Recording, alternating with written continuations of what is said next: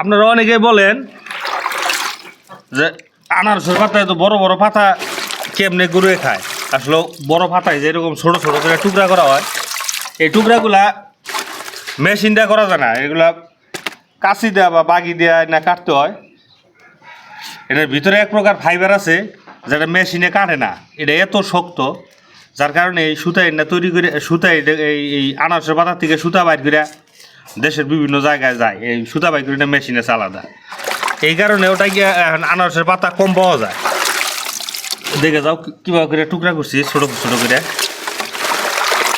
এই যে দেখাও তো, যে নে কত কত আনারসের পাতা ময়লা থাকে, এই ময়লাগুলো যেভাবে পরিষ্কার করে পানি দিয়ে পরিষ্কার করে দেওয়া লাগে, যে এই ময়লাগুলা পরিষ্কার করে পরে এই যে গরুর এইভাবে দেই। কীভাবে খায় দেখেন, এই যে আনারসের পাতা গরু কেমনে খায় ই করে।